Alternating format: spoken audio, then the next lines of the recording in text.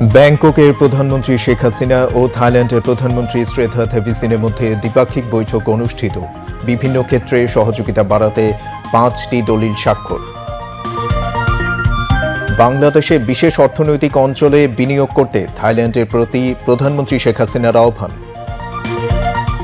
I propose to the Thai side to invest in our special economic zones and high-tech parks and to take one special economic zone exclusively for Thailand. বাংলাদেশের উন্নয়ন ও অগ্রগতি নিয়ে পাকিস্তানের প্রধানমন্ত্রীর বক্তব্য থেকে BNP শিক্ষা নেওয়া উচিত, মন্তব্য ওবায়দুল কাদেরের। সারা দেশে তীব্র তাপদাহ অব্যাহত, গরমে নাকাল সাধারণ মানুষ।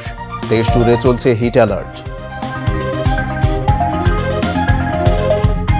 ভারতের লোকসভা নির্বাচনে দ্বিতীয় দফায় ভোট আজ 13টি রাজ্য ও কেন্দ্রশাসিত অঞ্চলের 88টি আসনে ভোট গ্রহণ চলছে। এবং আইপিএলে দিনের একমাত্র ম্যাচে রাতে কলকাতা নাইট রাইডার্সের মুখোমুখি হবে পাঞ্জাব কিংস। আসসালামু আলাইকুম। দুপুর 2টার সংবাদে আমন্ত্রণ জানাচ্ছি আমি সাব্বির আহমেদ। এতক্ষণ শুনছিলেন সংবাদ শিরোনামে, এবারে বিস্তারিত।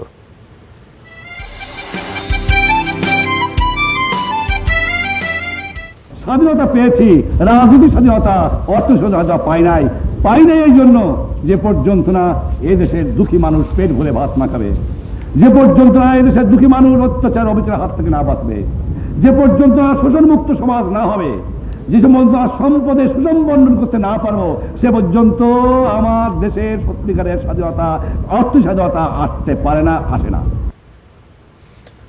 বাংলাদেশ ও থাইল্যান্ডের মধ্যে সহযোগিতা বাড়াতে দুই দেশের মধ্যে স্বাক্ষরিত হল 5টি দলিল। এর মধ্যে রয়েছে একটি চুক্তি, 3টি সমঝোতা স্মারক ও একটি ইন্টেন্ট। স্থানীয় সময় সকালে থাই প্রধানমন্ত্রী কার্যালয়ে চুক্তি স্বাক্ষর অনুষ্ঠান প্রত্যক্ষ করেন প্রধানমন্ত্রী শেখ হাসিনা এবং থাইল্যান্ডের প্রধানমন্ত্রী শ্রেথা থেভিসিন। পরে যৌথ বিবৃতিতে বাংলাদেশের বিশেষ অর্থনৈতিক অঞ্চল ও হাইটেক পার্কের পাশাপাশি হাসপাতাল ও চিকিৎসা ক্ষেত্রে বিনিয়োগ করতে থাইল্যান্ডের প্রতি আহ্বান জানান প্রধানমন্ত্রী শেখ হাসিনা। এর আগে থাই প্রধানমন্ত্রী কার্যালয়ে তারা দ্বিপাক্ষিক বৈঠকে বসেন। গভর্নমেন্ট হাউসে প্রধানমন্ত্রী শেখ হাসিনাকে লাল গালিচায় উষ্ণ অভ্যর্থনা এবং গার্ড অব অনার প্রদান করা হয়। ব্যাংকক থেকে বিটিভির বিশেষ প্রতিনিধি আসিফুর রহমানের রিপোর্ট, ক্যামেরায় ছিলেন একে আজাদ। থাইল্যান্ডের প্রধানমন্ত্রী শ্রেথা থেভিসনের আমন্ত্রণে ব্যাংককে 6 দিনের সফর প্রধানমন্ত্রীর। সফরের 3য় দিন শেখ হাসিনা যান দেশটির প্রধানমন্ত্রীর কার্যালয়ে। গভর্নমেন্ট হাউসে পৌঁছলে প্রধানমন্ত্রীকে স্বাগত জানান থাই প্রধানমন্ত্রী। প্রধানমন্ত্রীর কার্যালয় ও এর আশেপাশের এলাকায় শোভা পায় দুদেশের জাতীয় পতাকা। শেখ হাসিনাকে স্বাগত জানাতে ছিল নানা রাষ্ট্রীয় আনুষ্ঠানিকতা। উন্মুক্ত স্থানে তাকে দেয়া হয় লাল গালিচা সংবর্ধনা।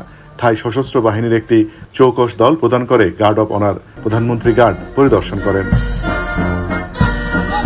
এরপর থাইল্যান্ডের মন্ত্রী পরিষদের সদস্যদের সঙ্গে আনুষ্ঠানিকভাবে পরিচিত হন প্রধানমন্ত্রী শেখ হাসিনা। দুই প্রধানমন্ত্রী অংশ নেন ফটো সেশনে। শেখ হাসিনা পরিদর্শন বইতে স্বাক্ষর ও উপহার বিনিময় করেন। পরে একান্তে বৈঠকের পর আনুষ্ঠানিক আলোচনায় বসেন প্রধানমন্ত্রী শেখ হাসিনা ও থাইল্যান্ডের প্রধানমন্ত্রী শ্রেথা থেভিসন। এ সময় দুই বন্ধু রাষ্ট্রের প্রতিনিধি দলের নেতৃত্ব দেন দুই প্রধানমন্ত্রী। বিস্তারিত আলোচনা হয় উভয় দেশের মধ্যে বাণিজ্য সম্প্রসারণ, বিনিয়োগ, পর্যটন, জ্বালানি, স্থল এবং সমুদ্র সংযোগ, উন্নয়ন প্রভৃতি খাতে সহযোগিতা আরও বাড়ানোর বিষয়ে। বাংলাদেশে থাই বিনিয়োগেরও আহ্বান জানান শেখ হাসিনা। এছাড়া রোহিঙ্গা সংকট বিষয়েও বিস্তারিত আলোচনায় উঠে আসে। প্রধানমন্ত্রী থাইল্যান্ডের সহায়তা চান বাস্তুচ্যুত এই বিশাল জনগোষ্ঠী যেন নিজ দেশে ফেরত যেতে পারে। দ্বিপাক্ষিক বৈঠকের পর সহযোগিতা বাড়াতে 5টি দলিল স্বাক্ষরিত হয়। চুক্তি স্বাক্ষর অনুষ্ঠান প্রত্যক্ষ করেন প্রধানমন্ত্রী শেখ হাসিনা ও থাই প্রধানমন্ত্রী শ্রেথা থেভিসন। স্বাক্ষরিত দলিলের মধ্যে রয়েছে একটি অফিসিয়াল পাসপোর্টধারীদের জন্য ভিসা অব্যাহত বিষয়ক চুক্তি। অন্য 3টি সমঝোতা স্মারক সই হয় জ্বালানি, পর্যটন ও শুল্ক সংক্রান্ত পারস্পরিক সহযোগিতা বিষয়ে। মুক্ত বাণিজ্য চুক্তি আলোচনা শুরু করার জন্য এ সময় দুপক্ষ সই করে একটি লেটার অব ইন্টেন্ট। পররাষ্ট্রমন্ত্রী ডক্টর হাসান মাহমুদ, স্বরাষ্ট্রমন্ত্রী আসাদুজ্জামান খান, বাণিজ্য প্রতিমন্ত্রী আহসানুল ইসলাম টিটু ও এনবিআর চেয়ারম্যান আবু হেনা মোহাম্মদ রহমাতুল মুনিম নিজ নিজ পক্ষে চুক্তিতে স্বাক্ষর করেন। পরে যৌথ বিবৃতি দেন দুই প্রধানমন্ত্রী। এ সময় শেখ হাসিনা বলেন, দুদেশের মধ্যে দ্বিপাক্ষিক সম্পর্ক আরও এগিয়ে নিতে বৈঠকে বিস্তারিত আলোচনা হয়েছে। নানা ক্ষেত্রে সম্পর্ক আরও গভীর করার আশাবাদ ব্যক্ত করেন তিনি। আহ্বান জানান বাংলাদেশে আরও থাই বিনিয়োগের। I propose to the Thai side to invest in our special economic zones and high-tech parks and to take one special economic zone exclusively for Thailand. We both agreed to commence our negotiations on a free trade agreement FTA by the year 2024. We discussed the possibility of cooperation on training and capacity building for Bangladeshi medical personnel. I also proposed him to explore the possibility of investing in hospitals and medical facilities in Bangladesh. Prime Minister Thabit Singh and I also discussed regional cooperation mechanism under the BIMSTEC framework. সেথা থেবিসন এ সময় শেখ হাসিনার থাইল্যান্ডে সফরকে ঐতিহাসিক বলে অভিহিত করেন। Thailand appreciates Bangladesh's role in providing humanitarian assistance for displaced Rohingya since 2017. Thailand has also given our support towards Bangladesh's endeavor in order to achieve a sustainable solution in this matter. I would like to express my firm commitment to drive cooperation and encourage exchanges in all dimensions, at both government and public levels. পরে থাই হস্তশিল্প মেলা পরিদর্শন করেন প্রধানমন্ত্রী শেখ হাসিনা। এ সময় তার সঙ্গে ছিলেন ছোট বোন শেখ রেহানা। আয়োজনে ছিল নানা ধরনের হস্তশিল্প সহ ঐতিহ্যবাহী বিভিন্ন থাই পণ্য। Asifur Rahman, Bangladesh television, Bangkok, Thailand. প্রধানমন্ত্রী শেখ হাসিনা বলেছেন, বাংলাদেশ ও থাইল্যান্ডের মধ্যে বাণিজ্য, বিনিয়োগ, খাদ্য নিরাপত্তা, পর্যটন, জনস্বাস্থ্য, জ্বালানি এবং আইসিটি ক্ষেত্রে সহযোগিতা জোরদার করার অনেক সম্ভাবনা রয়েছে। স্থানীয় সময় দুপুরে থাইল্যান্ডের প্রধানমন্ত্রী কার্যালয়ে তার সম্মানে আয়োজিত রাষ্ট্রীয় মধ্যাহ্ন ভোজে দেয়া বক্তব্যে প্রধানমন্ত্রী কথা বলেন। এ সময় প্রধানমন্ত্রী বলেন, থাইল্যান্ডের সঙ্গে সম্পর্ককে অত্যন্ত গুরুত্ব দেয় বাংলাদেশ।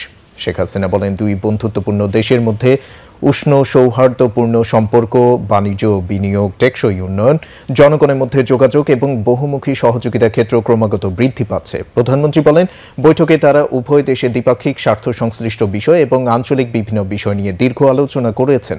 এ সময় প্রধানমন্ত্রীর সঙ্গে ছিলেন তার ছোট বোন Sheikh Rehana. Prime Minister Thabit Singh and I have discussed at length the bilateral and regional issues of mutual interest.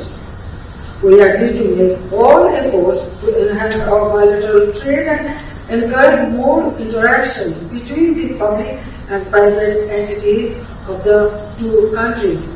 Likewise, we must make all efforts to promote and facilitate bilateral investments. The agreement and MOUs that we have signed today will provide a solid framework for enhancing our bilateral cooperation. This official visit will remain a milestone in our bilateral relations. It has ushered in a new era of fruitful partnership between our two countries. বাংলাদেশের উন্নয়ন ও অগ্রগতি নিয়ে পাকিস্তানের প্রধানমন্ত্রী করা বক্তব্য থেকে BNP শিক্ষা নেওয়া উচিত বলে মন্তব্য করেছেন আওয়ামী লীগের সাধারণ সম্পাদক এবং সড়ক পরিবহন ও সেতুমন্ত্রী ওবায়দুল কাদের। তিনি আজ দুপুরে রাজধানী ধানমন্ডিতে এক সংবাদ সম্মেলনে এই মন্তব্য করে বলেন, বিএনপিকে ছাড়াই দেশে গণতন্ত্র এবং নির্বাচন ভালোভাবে এগিয়ে যাচ্ছে। আর মানবাধিকার নিয়ে অন্যকে হেদায়েত না করে ফিলিস্তিনের গাজায় ইসরায়েলের হত্যাকাণ্ড নিয়ে মার্কিন যুক্তরাষ্ট্রকে নিজেদের অবস্থান স্পষ্ট করার আহ্বান জানান সড়ক পরিবহন ও সেতুমন্ত্রী। আরও জানাচ্ছেন আমজাদ হোসেন। শুক্রবার রাজধানী ধানমন্ডিতে আওয়ামী লীগ সভাপতির কার্যালয়ে সমসাময়িক নানা বিষয়ে সংবাদ সম্মেলন করেন আওয়ামী লীগের সাধারণ সম্পাদক ওবায়দুল কাদের। এ সময় বাংলাদেশের বিস্ময়কর উন্নয়নে পাকিস্তানের প্রধানমন্ত্রী শাহবাজ শরীফের করা সাম্প্রতিক বক্তব্যের প্রসঙ্গ তুলে ধরেন তিনি। বলেন, বিদেশিরা বাংলাদেশের উন্নয়নের প্রশংসা করলেও এসব উন্নয়ন বিএনপি চোখে দেখে না। বিএনপি যত মিথ্যাচার করে, সরকারের উন্নয়ন নিয়ে অপপ্রচার করে, তাদের শাহবাজ শরীফের বক্তব্য থেকে তাদের প্রকৃত সত্য অনুধাবন করা, তাদের শিক্ষা নেওয়ার অনেক কিছুই আছে। পাকিস্তান আজ বাংলাদেশের উন্নয়নের প্রশংসা করে, অথচ বাংলাদেশের বিরোধী দল উন্নয়ন দেখতে পায়। দেশের উন্নয়ন নিয়ে এত হীন মনোবৃত্তির পরিচয় তারা দিচ্ছে। বলেন, বিএনপি গণতন্ত্র এবং নির্বাচনে অকার্যকর হয়ে নিজেরাই ডামি রাজনৈতিক দলে পরিণত হয়েছে। আসন্ন উপজেলা নির্বাচনে বিএনপির কেউ অংশ নিলে তাকে সমর্থন কিংবা বিরোধিতা কোনোটাই করবে না আওয়ামী লীগ। বিএনপিকে ছাড়াই দেশের গণতন্ত্র, নির্বাচন ভালোভাবেই এগিয়ে যাচ্ছে। আমরা আশা করি উপজেলা পরিষদ নির্বাচনও নিরপেক্ষভাবে শান্তিপূর্ণ পরিবেশে অনুষ্ঠিত হবে। প্রত্যাহার করার এখনো সময় আছে। দলের ব্যাপারে দলের নির্দেশনা মান্য হলে যা হবার সময় মতো ব্যবস্থা নেওয়া হবে, এ কথা কিন্তু আমি বলেছি। সংঘাত আশঙ্কা হয়তো করতে পারেন, তো সংঘাত যাতে না হয় আমাদেরও দায়িত্ব আছে, আমরা আমাদের প্রয়াস অব্যাহত। এ সময় বাংলাদেশের মানবাধিকার নিয়ে মার্কিন যুক্তরাষ্ট্রের সাম্প্রতিক প্রতিবেদনের সমালোচনা করেন সড়ক পরিবহন ও সেতুমন্ত্রী।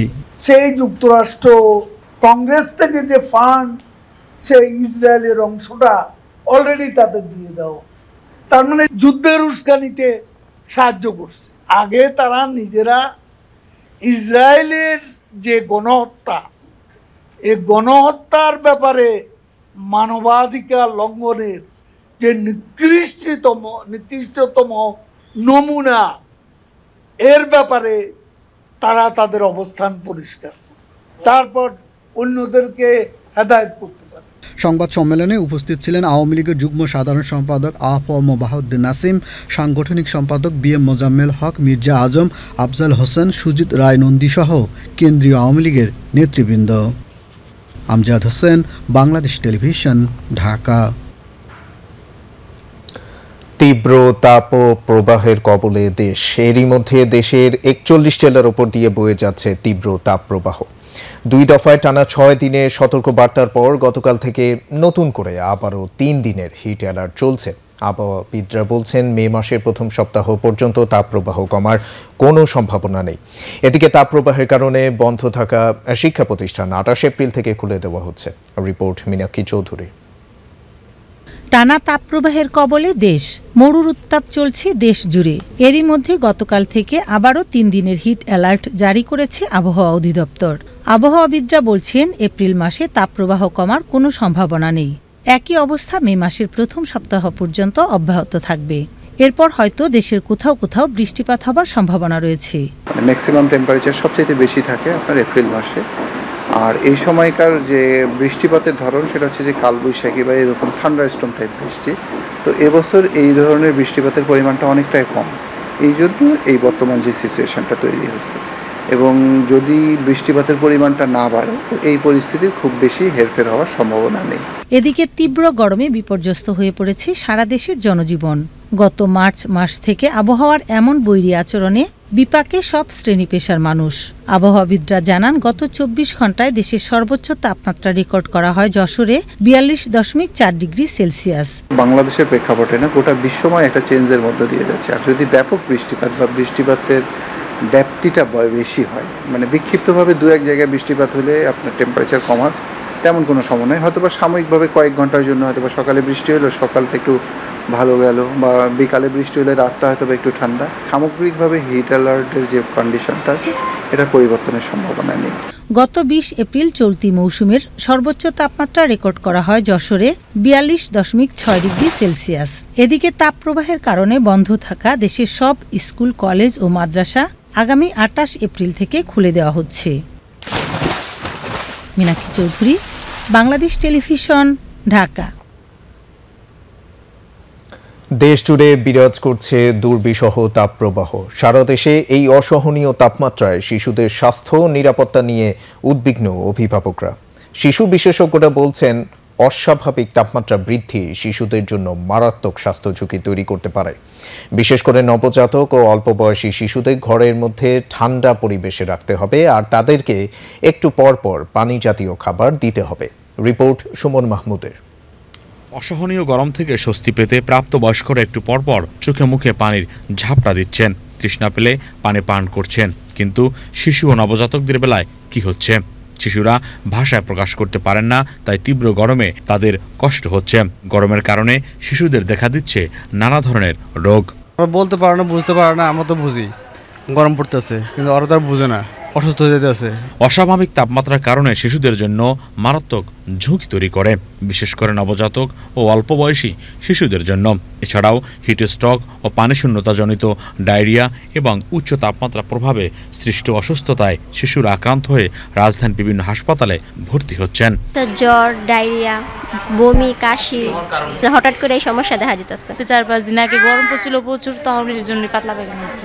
আর শিশু বিশেষজ্ঞরা বলছেন, শিশুদের সুরক্ষিত রাখতে বাবা মার বাড়তি মনোযোগ দেওয়ার পাশাপাশি তাদেরকে ঘরের মধ্যে রাখতে হবে। একটু পরপর তরল জাতীয় খাবার খাওয়াতে হবে। এই সময়টা তারা যেন ঘরের বাইরে না হয়, ঘরের ভিতরে থাকলে যেন তারা খোলামেলা পোশাকে থাকে।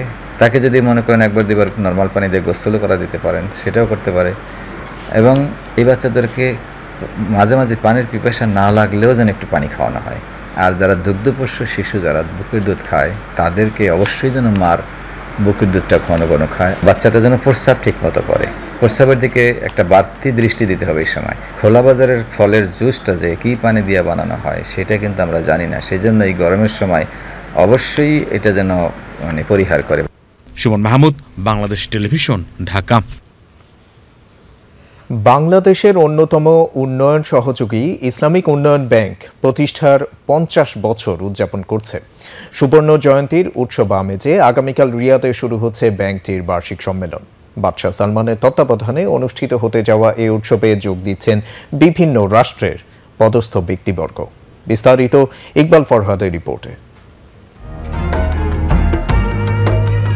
ইসলামী সহযোগিতা সংস্থা ওআইসির অন্তর্ভুক্ত দেশগুলোর অর্থমন্ত্রীরা 1973 সালে প্রতিষ্ঠা করেন ইসলামী উন্নয়ন ব্যাংক আইএসডিবি।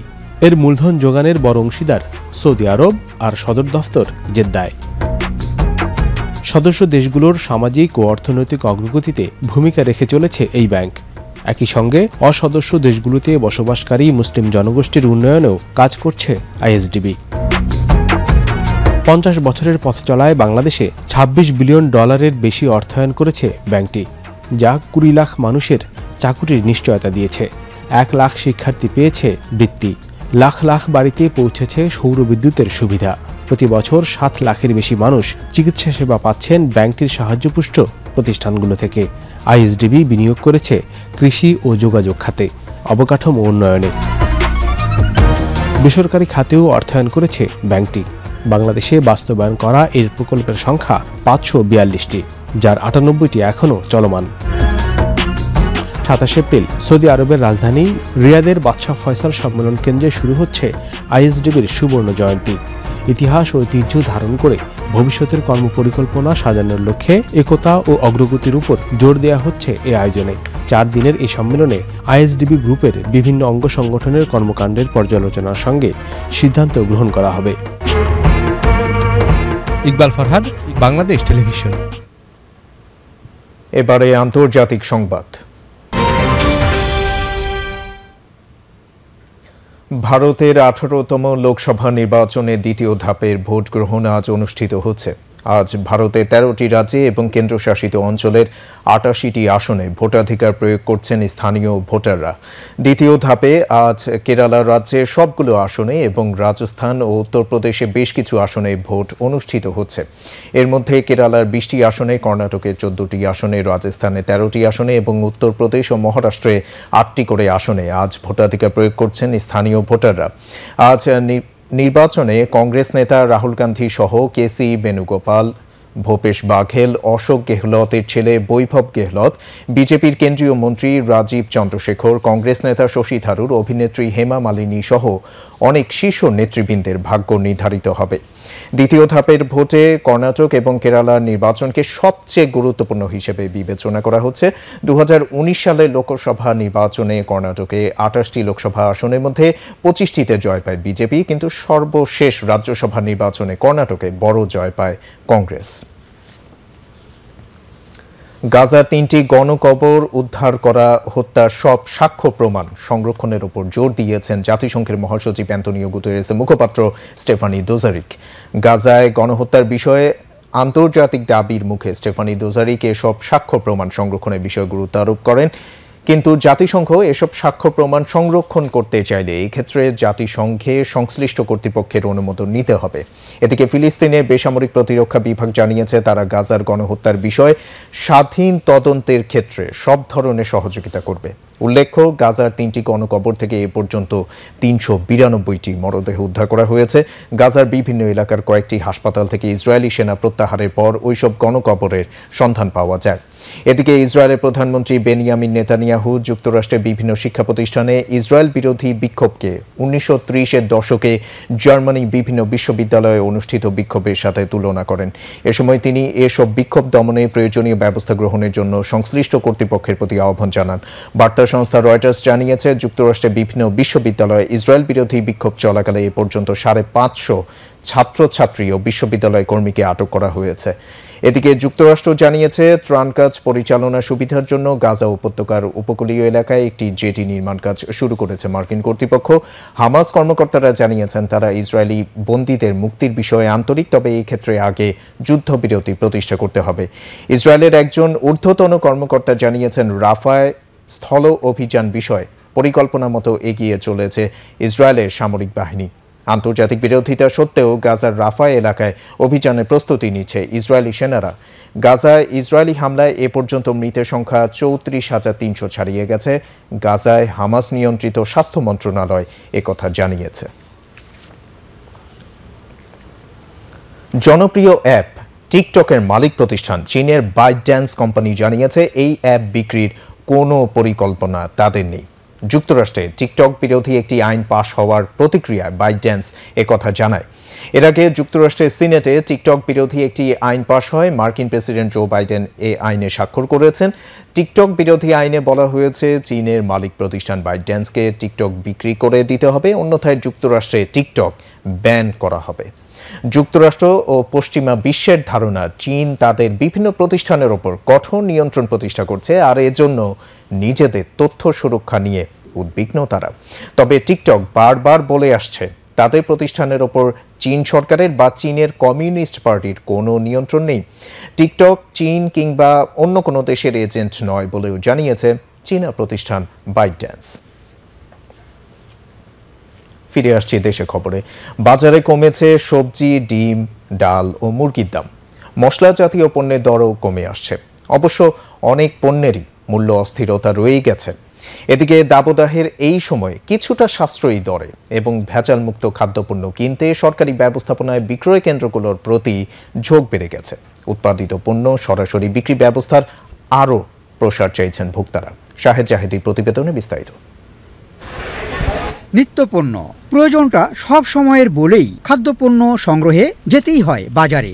চলমান তাপপ্রবাহ মাথায় নিয়ে দরকারি দ্রব্য গ্রহণ শুধু নয়, ক্রেতার চাই অস্বস্তিমুক্ত আবহ, দামের স্থিতিশীলতা। আর আবহাওয়ার এমন বৈরী দশায় খাদ্যপণ্য হওয়া চাই স্বাস্থ্য ঝুঁকিমুক্ত বা নিরাপদ। কিন্তু মূল্য অস্থিরতার চলমান বাস্তবতায় বাজার সওদার কাঙ্ক্ষিত পরিবেশ অধরাই হয়ে আছে। এমন বাস্তবতায় যৌক্তিক দরের সরকারি বিক্রয় কেন্দ্রগুলোর প্রতি আগ্রহ বাড়ছে ক্রেতাদের।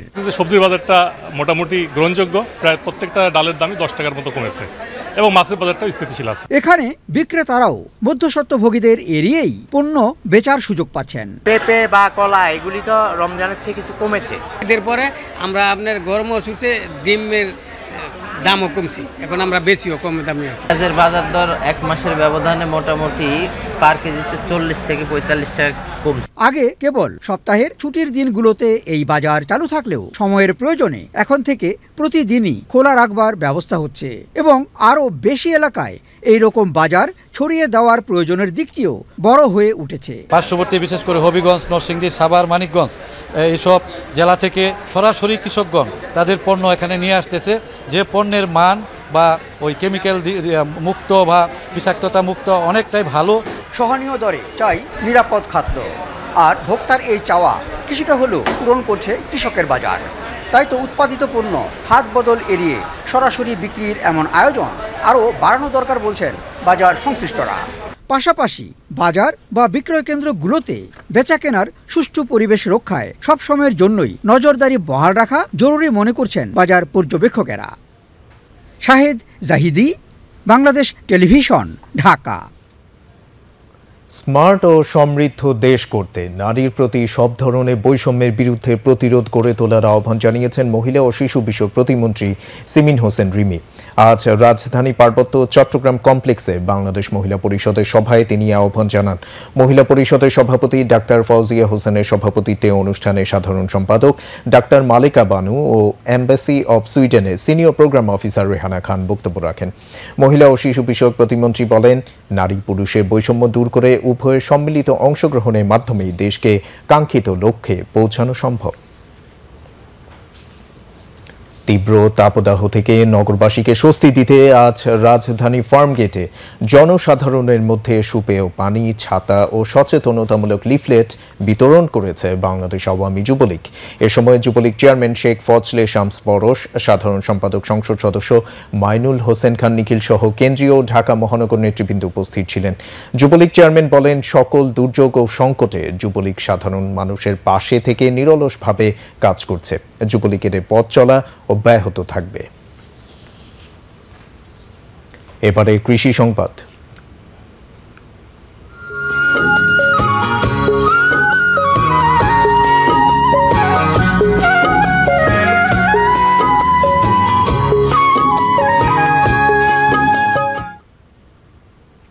হাওরের বাতাসে নতুন ধানের মৌ মৌ গন্ধ, মাঠ জুড়ে সোনালী ফসল।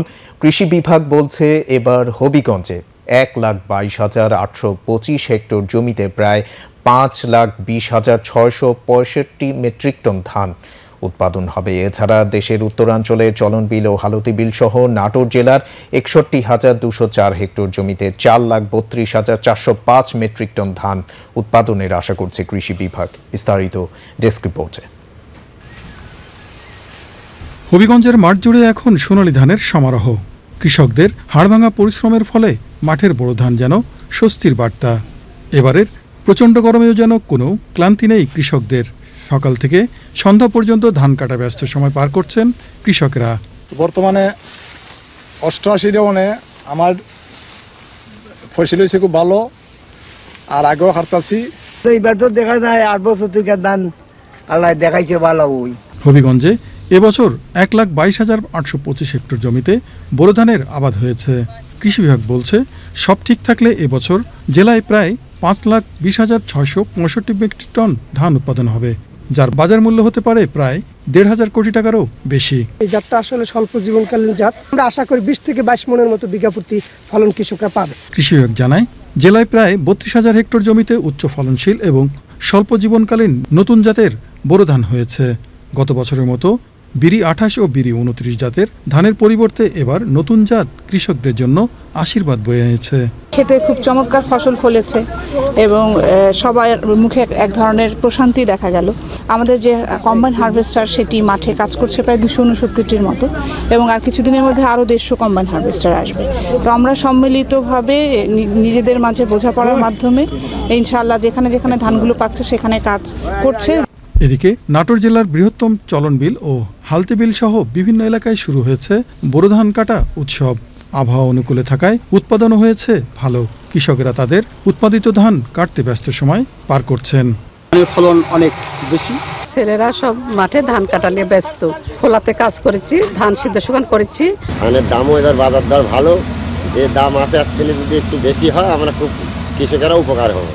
আবহাওয়া ভালো থাকায় কৃষক ব্যাপক উৎসাহ উদ্দীপনা নিয়ে ধান কাটছেন।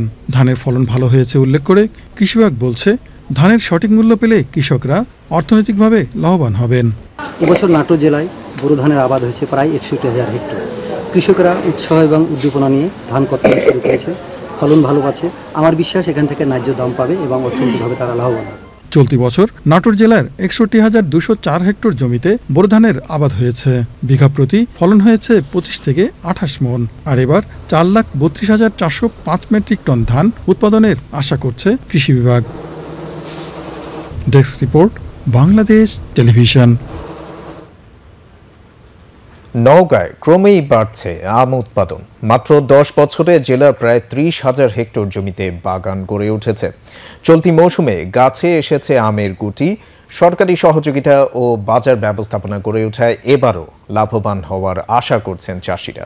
জেলা প্রতিনিধি সাজেদুর রহমানের তথ্যচিত্রে ডেস্ক রিপোর্ট। কদিন বাদেই আসছে মধুমাস, সে কথাই জানান দিচ্ছে নওগাঁর আমবাগানগুলো। চলতি মৌসুমে নওগাঁ জেলায় পাকা আমের উৎপাদন লক্ষ্যমাত্রা প্রায় 5 লাখ মেট্রিক টন। বাগান পরিচর্যায় ব্যস্ত সময় পার করছেন চাষিরা। উৎপাদনের দিক থেকে শীর্ষে সাপাহার, পোরশা ও নিয়ামতপুর উপজেলা। কয়েক বছর ধরে এখানকার বাগানি ও উদ্যোক্তারা উৎপাদিত আম বিদেশে রপ্তানি করছেন। এতে স্বাবলম্বী হচ্ছেন চাষি, উদ্যোক্তা ও ব্যবসায়ী সহ স্থানীয় বাসিন্দারা। আমাদের এই 75-80 বিঘা বাগানের মধ্যে রূপালী আছে, বাড়িপুর আছে, ন্যাংরা আম আছে, কিছু ফজলি আম আছে, 3-4 রকমের আম আছে আর কি। আশা করি এতটুকু যদি ভালো হয় তাহলে ইনশাআল্লাহ আমরা ভালো কিছু পাবো। কয়েক বছর আগেও এক ফসলি এই জমিগুলো বছরের বেশিরভাগ সময় অনাবাদি থাকত। এখন বদলে গেছে সেই চিত্র। বাগানগুলোতে উৎপাদন হচ্ছে উন্নত জাতের আম্রপালি, বাড়িফোর, নাগফজলি, গোপালভোগ, ল্যাংড়া ও হিমসাগর সহ নানা জাতের সুমিষ্ট আম। এবছর খরায় গুটি কিছুটা ঝরে পড়েছে, তারপরও লাভের আশা করছেন চাষিরা। গতবারের চাইতে এবার মুকুল ভালো আসছে এবং আমও ভালো আছে। এখন পর্যন্ত যে আবহাওয়া আছে সে আবহাওয়া বজায় থাকলে ভালো লাভবান হবে। আমাদের গতবারের গড় ফলন ছিল বিঘা প্রতি 40 থেকে 45 মনের মতো। আমরা আশা করছি যে আমরা আশানুরূপ ফলন বা গতবারের মতোই ফলন পাবো। উন্নত ও আধুনিক জাত সম্প্রসারণে আম চাষিদের প্রশিক্ষণ দেওয়া হচ্ছে, তাই ক্রমেই উৎপাদন বাড়ছে। এবছর আমাদের আম উৎপাদনের লক্ষ্যমাত্রা 4,31,500 মেট্রিক টন, যা গত বছরের তুলনায় প্রায় 10,000 মেট্রিক টন বেশি। আম চাষিদেরকে এই তীব্র তাপদাহের হাত থেকে রক্ষা পাওয়ার জন্য আমরা গাছের গোড়ায় সেচ অত সম্ভব না হলে পানি স্প্রে করার পরামর্শ দিচ্ছি এবং পানি স্প্রের সাথে 10 লিটার প্রতি 10 লিটার পানিতে 30 গ্রাম বোরন এবং 20 গ্রাম জিঙ্ক মিশিয়ে স্প্রে করার পরামর্শ দিচ্ছি। আশা করছি কৃষক এই ব্যবস্থাপনা গ্রহণ করলে এবছরও আমরা আম থেকে একটা বাম্পার ফলন প্রত্যাশা করতে পারি। নওগাঁ জেলায় প্রতি মৌসুমে প্রায় 30,000 হেক্টর জমিতে আম উৎপাদন হচ্ছে। জ্যৈষ্ঠের শুরুতেই বাজারে আসবে হিমসাগর, গোপালভোগ ও গুটি জাতের আম। পর্যায়ক্রমে আসবে নাগফজলি, ল্যাংড়া, আম্রপালি ও অন্যান্য জাতের আম।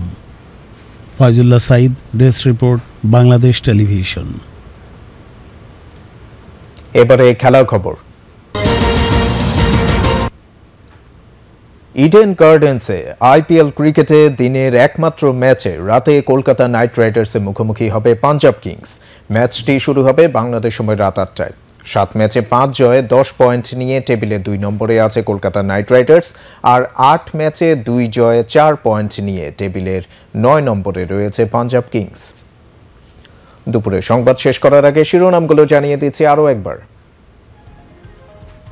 ব্যাংককের প্রধানমন্ত্রী শেখ হাসিনা ও থাইল্যান্ডের প্রধানমন্ত্রী ইসরেথা থেবিসিনের মধ্যে দ্বিপাক্ষিক বৈঠক অনুষ্ঠিত। বিভিন্ন ক্ষেত্রে সহযোগিতা বাড়াতে 5টি দলিল স্বাক্ষর। বাংলাদেশের বিশেষ অর্থনৈতিক অঞ্চলে বিনিয়োগ করতে থাইল্যান্ডের প্রতি প্রধানমন্ত্রী শেখ হাসিনার আহ্বান।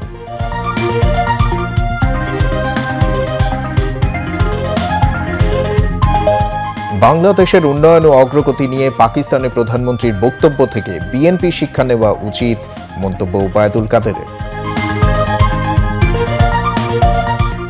সারা দেশে তীব্র তাপদাহ অব্যাহত, গরমে নাকাল সাধারণ মানুষ। দেশ জুড়ে চলছে হিট অ্যালার্ট। ভারতের লোকসভা নির্বাচনে দ্বিতীয় দফায় ভোট আজ। 13টি রাজ্য ও কেন্দ্রশাসিত অঞ্চলের 88টি আসনে ভোট গ্রহণ চলছে। এবং আইপিএলে দিনের একমাত্র ম্যাচে রাতে কলকাতা নাইট রাইডার্সের মুখোমুখি হবে পাঞ্জাব কিংস। দর্শক, দুপুর 2টার সংবাদে এইটুকুই। পরবর্তী সংবাদ দেখার আমন্ত্রণ রইল। ধন্যবাদ সবাইকে এতক্ষণ সাথে থাকার জন্য।